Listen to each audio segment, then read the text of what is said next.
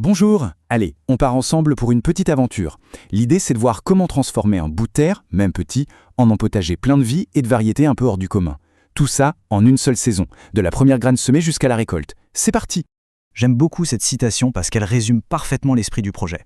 En fait, il ne s'agit pas juste de faire pousser des trucs à manger. Non, c'est bien plus que ça. C'est une invitation à ralentir, à observer, à se reconnecter avec la terre et à comprendre vraiment comment la nature fonctionne.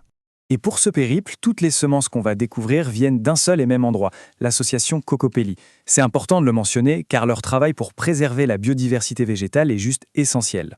Mais alors, qu'est-ce qu'elles ont de si spécial, ces graines? Eh bien, ce sont ce qu'on appelle des semences anciennes et reproductibles.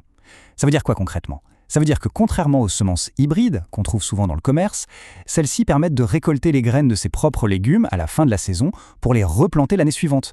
C'est un geste qui paraît simple, mais qui est fondamental pour l'autonomie et pour la biodiversité. Notre aventure commence donc en février.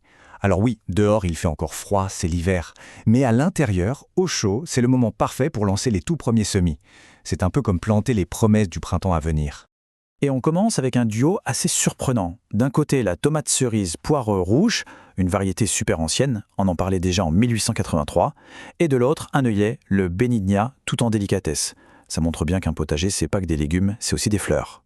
Mais la vraie star de février, pour moi, c'est ce mélange de carottes. Regardez-moi ces couleurs. C'est fou, non? On est tellement loin de la carotte juste orange. Là, on a du violet, du blanc, du jaune, du rouge. C'est un véritable arc-en-ciel dans le jardin. Et plus tard dans l'assiette. Et attention, surprise! Le millepertuis, ce n'est pas juste une jolie petite fleur jaune, c'est une plante médicinale hyper puissante. On l'utilise comme antidépresseur naturel depuis des siècles. Et en plus, il a des vertus anti-inflammatoires et cicatrisantes pour la peau. Un jardin, c'est aussi une petite pharmacie naturelle, il ne faut pas l'oublier. On arrive en mars. Là, ça y est, on sent que les choses changent. Le printemps arrive doucement, la terre se réchauffe, c'est le vrai réveil du jardin. Le moment d'accueillir de nouvelles plantes. Alors en mars, on sème par exemple la sauge, chia, super connue pour ses graines bourrées de bonnes choses. Et puis une laitue au nom rigolo, la Elf Ears Oak, ce qui veut dire feuille de chêne oreille d'elfe, à cause de la forme de ses feuilles. C'est original. La vedette de mars, sans hésiter, c'est la betterave. Surtout ce mélange route-grex. On a une explosion de couleurs, du jaune soleil au pourpre intense. Et le truc à savoir, c'est que les feuilles qu'on a tendance à acheter sont non seulement délicieuses, mais elles contiennent autant, voire plus de fer que les épinards. Rien ne se perd. Revenons 2 secondes sur la saugegia. Pourquoi on en parle tant? Parce que ces graines, c'est une petite bombe nutritionnelle. Oméga 3, protéines, fibres, tout y est. Quand on les met dans l'eau, elles forment un gel, c'est super pour la digestion. Et en cuisine, on peut en mettre partout, dans les yaourts, les boissons, et ça peut même remplacer les œufs dans les gâteaux. C'est bluffant. Et nous voilà en avril. Alors là, le potager, il explose littéralement. C'est le mois où la diversité des formes, des tailles et des couleurs devient juste spectaculaire. Tenez, regardez ce contraste. D'abord, on a cette petite courge, la Jack B. Little. Elle est minuscule, elle pèse à peine 90 grammes. C'est la portion individuelle parfaite. Et en plus d'être bonne, elle est super décorative. Et maintenant, voilà sa cousine, la longue de Nice. Changement de décor, elle peut faire jusqu'à 1 mètre de long et peser 10 kilos. 10 kilos, ça illustre parfaitement la diversité incroyable qu'on peut trouver au sein d'une même famille de plantes. C'est ça la magie des variétés anciennes. La star du mois d'avril, c'est elle, la tomate noire de Crimée. Plus elle prend le soleil, plus sa couleur devient foncée, presque noire, et son goût exceptionnel. Très doux, pas du tout acide. En plus, c'est une variété qui résiste super bien à la sécheresse. Restons un peu sur les tomates, juste pour voir à quel point elles peuvent être différentes. D'un côté, la Précocibec, une variété naine, parfaite pour les climats un peu frais, car elle résiste bien au froid. Et de l'autre, la poire rouge, qu'on a semée en février, toute petite, très sucrée, géniale pour l'apéro. D'ailleurs, pour avoir de belles tomates, il y a quelques gestes de base à connaître. Le plus important, c'est l'arrosage.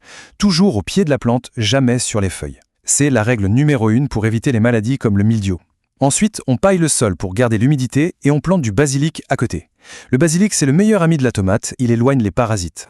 On arrive en mai. C'est la dernière ligne droite pour les semis, surtout pour les plantes qui adorent le soleil et la chaleur.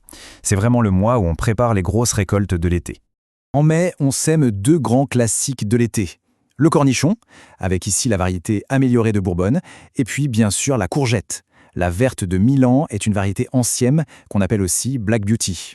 La star de mai, elle, a une histoire bien française, c'est le haricot tarbais.